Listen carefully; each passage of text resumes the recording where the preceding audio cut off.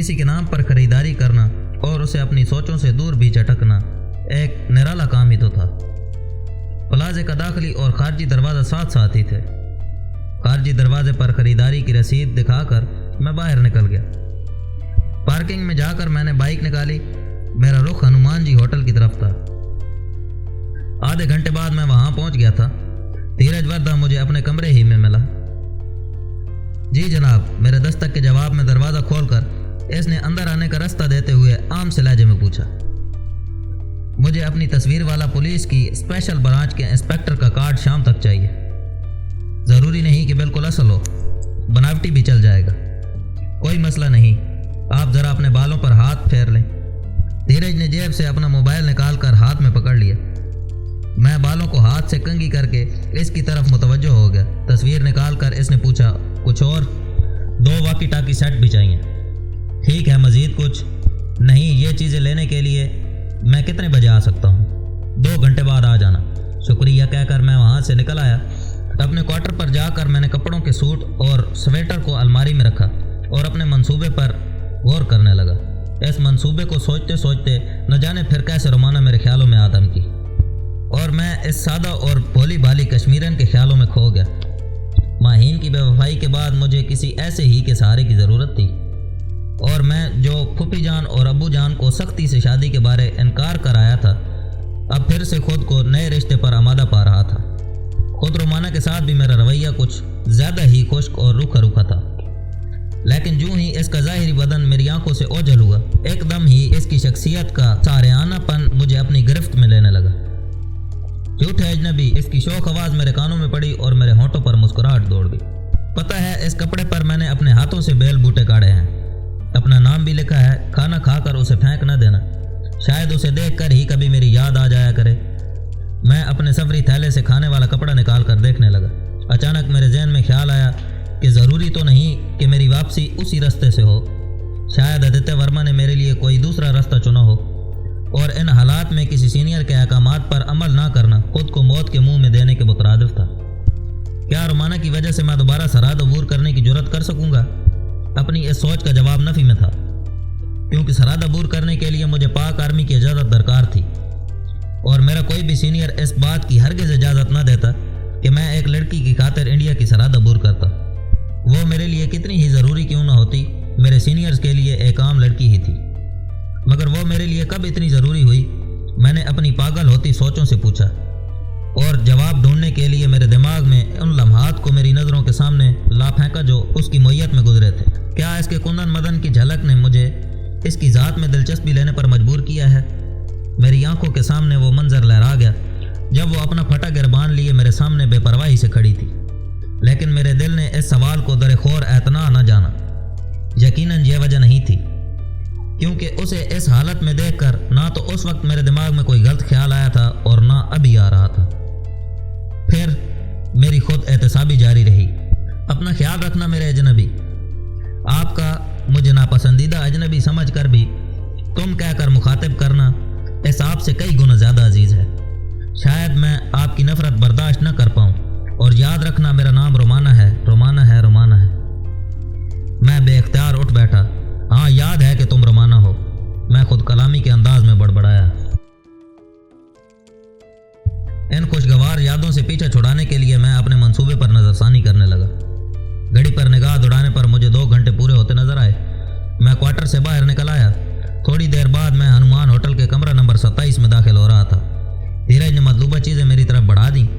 2 walkie talkie set اور میرا تعلق پولیس کی اسپیشل برانچ سے ظاہر کرنے والا کارڈ، اس پر میری تصویر بھی چسپاں تھی۔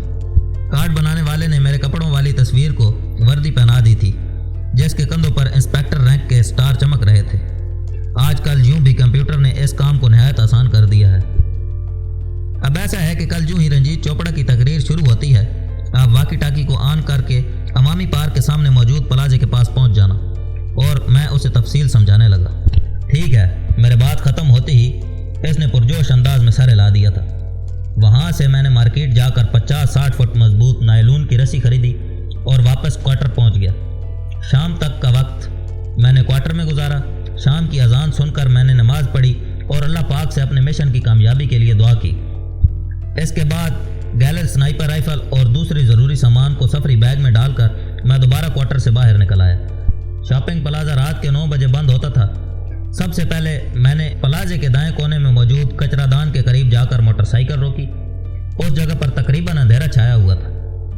मतलूबा धागा ढूंढने में मुझे कोई मसला नहीं हुआ था। धागे से पकड़कर मैंने प्लास्टिक की रस्सी नीचे खींच ली। रस्सी का सिरा मजबूती से सफरी बैग के साथ बांधकर मैंने बैग को कचरेदान में रखा और ऊपर भी थोड़ा बहुत कचरा डाल दिया। रात के वक्त यूं भी किसी की नज़र इस तरफ नहीं पड़ना थी। इससे फारिग होकर मैंने अपनी मोटरसाइकिल शॉपिंग प्लाजा के सामने बनी पार्किंग में खड़ी की और अंदर घुस गया। सुबह के मुकाबले में रात के इस वक्त वहाँ रश ज़्यादा था। मुझे छत पर पहुँचने में कोई दिक्कत महसूस नहीं हुई थी। पहली फुर्सत में मैंने प्लास्टिक की रस्सी की मदद से अपना बैग ऊपर खींचा और प्लास्टिक की रस्सी और बैग काट कबाड़ के ढेर में छुपाकर शॉपिंग प्लाजे से बाहर निकल आया। वाकी टाकी मैंने अपने पास ही रहने दिया था। मेरा उस दिन का काम ख़त्म हो गया था। अगर अगले दिन शॉपिंग प्लाजा ने बंद भी होना था तो यकीनन दोपहर के बाद ही होता। वैसे उम्मीद यही थी कि शॉपिंग प्लाजा बंद ना होता, क्योंकि रंजीत चोपड़ा कोई सदर या वज़ीर आज़म नहीं था कि इसकी सिक्योरिटी इतनी ज़्यादा सख्त रखी जाती। प्लाजे के छत पर 2-3 संतरी छोड़कर उन्होंने पार्क घेरने पर ज़्यादा तवज्जो देना थी। अगले दिन मैं 8 बजे अपने क्वार्टर से निकल आया था। सुबह ही स्टेज बनना शुरू हो गया था। इसके साथ पार्क के दाखिली दरवाजे पर भी पुलिस के 2 सिपाही तैनात कर दिए गए थे। वो सिपाही आने जाने वालों से कोई ख़ास तारुज़ नहीं कर रहे थे। इसके बावजूद मैंने पार्क में घुसने की ज़रूरत महसूस नहीं की थी। दोपहर का खाना शॉपिंग प्लाजा के उकबी सिमत में मौजूद होटल में खाकर मैंने उसी होटल की पार्किंग में अपनी मोटरसाइकिल खड़ी की और 3 बजे के करीब शॉपिंग प्लाजा में घुस गया। एक सेल्समैन से चमड़े के मजबूत दस्ताने खरीदते हुए मैंने सरसरी अंदाज में प्लाजे के बंद होने के बारे पूछ लिया था। नहीं सर, हमें तो ऐसे कोई अहकाम मौसूल नहीं हुए, इसने नफ़ी में सर हिला दिया। 3:30 बजे मुझे पुलिस के 2 सिपाही सीढ़ियों से छत पर चढ़ते दिखाई दिए। गोया मेरा अंदाज़ा दुरुस्त था। 4 बजे के करीब लाउड स्पीकर की आवाज़ वहाँ आने लगी थी, लेकिन वो रंजीत चोपड़ा नहीं था। कोई दूसरा आदमी इसकी तारीफ में रत्बुल लिसान था। 4:15 बजे वो खुद स्टेज पर पहुँचा। इसकी आवाज़ मैंने इससे पहले नहीं सुनी थी, लेकिन इसकी बातों से अंदाज़ा हो गया था कि वही कमीना है।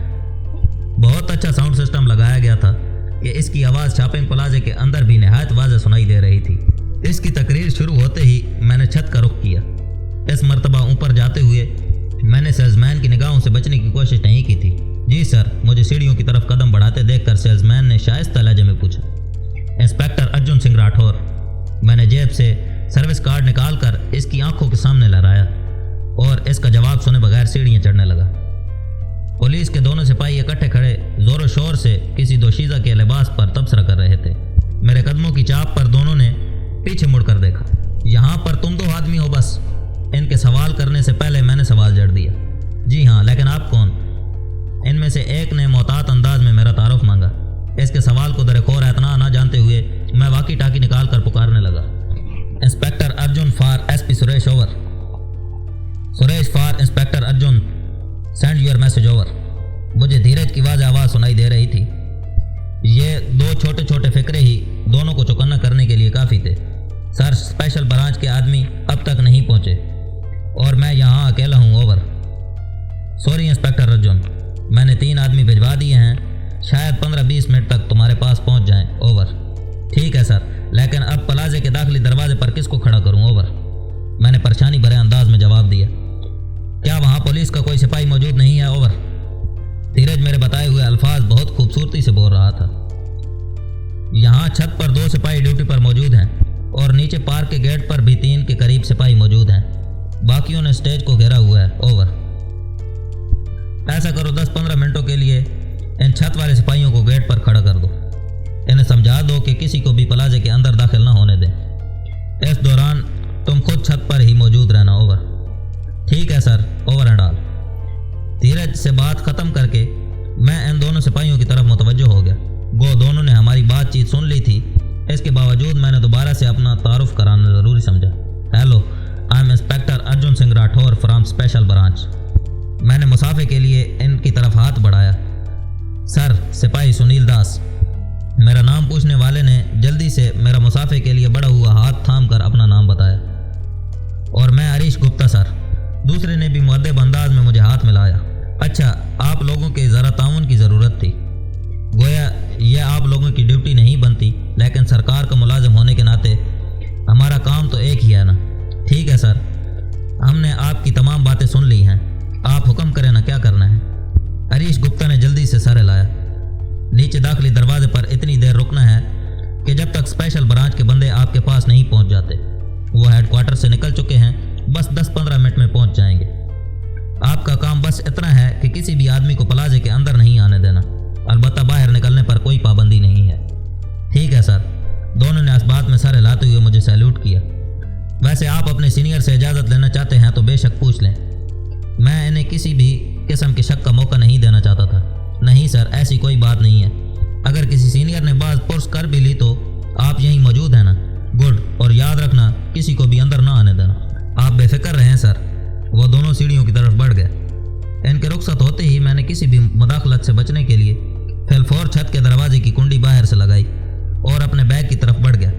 सबसे पहले मैंने बैग से नायलून की मजबूत रस्सी निकाली और पानी की टैंकी के साथ गड़ी सीढ़ी से इसका एक सिरा बांधकर दूसरा सिरा प्लाजे की उकबी जानिब लटका दिया। उकबी जानिब दुकानों की छत प्लाजे की दीवार से मुतसिल थी। रस्सी छत से 7-8 फुट ऊपर ही ख़त्म हो गई थी, लेकिन मेरे लिए इतना ही काफ़ी था।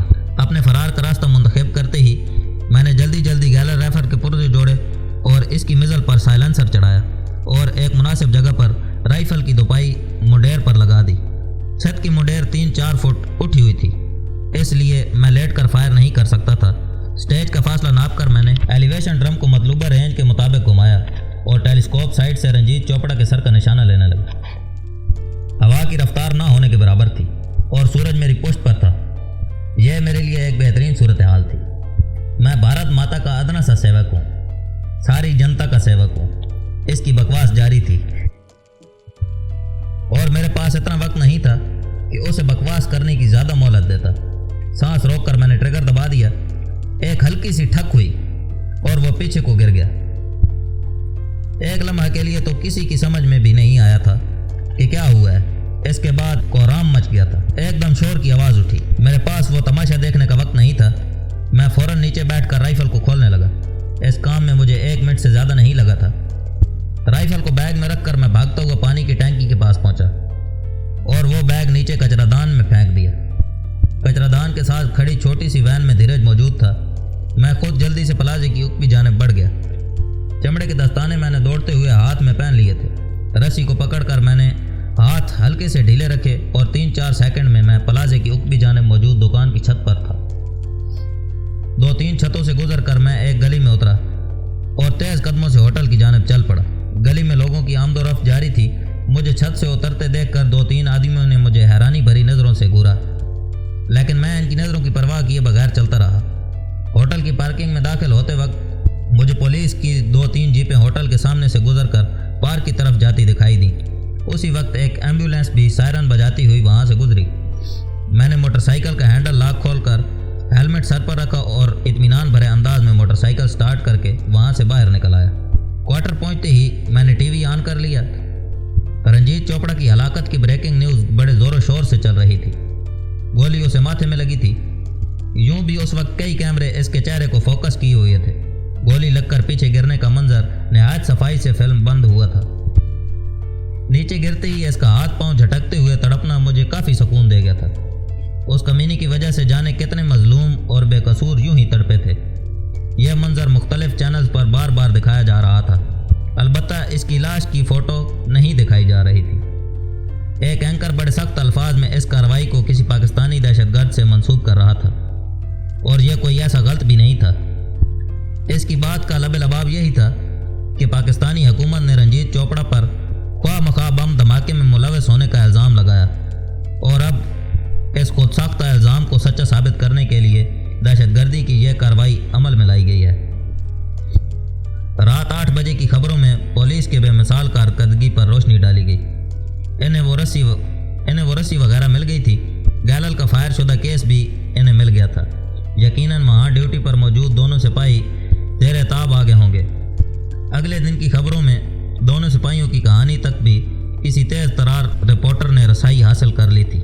स्पेशल ब्रांच के इंस्पेक्टर अर्जुन सिंह राठौर की तलाश बड़ी तंदही से जारी थी। मेरा हुलिया भी तफसील से बताया जा रहा था। छोटी छोटी दाढ़ी, दरमियाना कद, काले घने बाल, उम्र 22 से 25 साल के दरमियान, शेड्यूल जिस्म, गंदमी रंगत, उठी हुई सतवां नाक, बारीक मूछें, चौड़ी पेशानी वगैरह वगैरह। मेरे पहने हुए लिबास को भी उन्होंने तफसील से बयान किया था। अपने हुलिये का सुनकर मुझे काफ़ी दिलचस्प लगा था। शाम तक हाथ से बनी हुई मेरी एक तस्वीर भी जारी कर दी गई थी और वो तस्वीर करीबन 90% मुझसे मुमासलत रखती थी। मैंने देर किए बगैर सबसे पहले तो अपनी दाढ़ी मूंछें साफ़ की, अपना लिबास उतार कर एक शापर में डाला और शाम को खाने के लिए जाते वक्त इन कपड़ों पर पेट्रोल छिड़क कर साथ ले गया। रास्ते में एक कचरादान मौजूद था।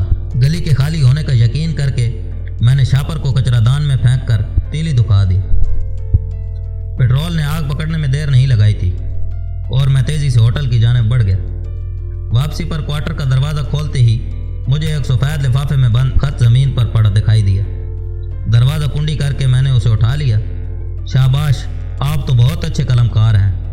इतनी महारत से कम लेकारी ही कलम चलाते होंगे। बहरहाल फ़िलहाल आराम करें।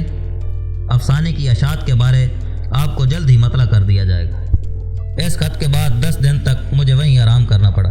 रंजीत चोपड़ा की हलाकत चंद दिन से ज़्यादा खबरों में नहीं टिक पाई थी। आज की आवाम हर आन नई खबरों की मतलाशी रहती है। जल्द ही कई किस्म की ब्रेकिंग न्यूज़ ने इस खबर को नीचे दबा दिया था। हफ्ता भर खबरें पढ़ने वाले 1-2 लाइन रंजीत के कातिल के बारे पढ़ देते थे, बाद में वो भी ख़त्म हो गया। अलबत्ता इस बारे 2-3 खसूसी प्रोग्राम ज़रूर चलाए गए जिसमें बैठे तबसरा निगारों ने पाकिस्तान के बारे खूब अर्जा सराई की थी। 11वें दिन मैं धीरज वर्दा के सामने हनुमान जी होटल के उसी कमरे में मौजूद था। सरसरी लहजे में मेरे काम की तारीफ करते हुए इसने मुझे थोड़ी सी रकम पकड़ाई और वापस जाने का हुक्म सुनाया। वापस जाने के लिए रास्ते का इंतखाब मेरी सवाबदीद पर छोड़ दिया गया और यह इजाज़त मिलते ही मेरी आंखों के सामने रोमाना का मासूम चेहरा घूम गया। झूठे अजनबी, क्या इसी रास्ते से वापस आओगे? इसकी मासूमियत भरा शौक फिक्रा मेरे कानों में गूंजा और मेरे होंठों पर मुस्कुराहट बिखर गई। किसी चीज़ की ज़रूरत हो तो बता सकते हो, धीरज मुझसे पूछ रहा था। शुक्रिया, इससे अलविदाई मुसाफा करके मैं जाने के इरादे से खड़ा हो गया। वैसे अगर आप मज़ीद यहाँ रहना चाहते हैं तो ममानत कोई नहीं है। मेरी मुहैयत में इसने भी नशिस्त छोड़ दी थी। कैद में कौन रहना चाहता है महाराज? मैं मज़ाहिया अंदाज अपनाते हुए आहिस्ता से हंसा। वो भी मुस्कुरा दिया था।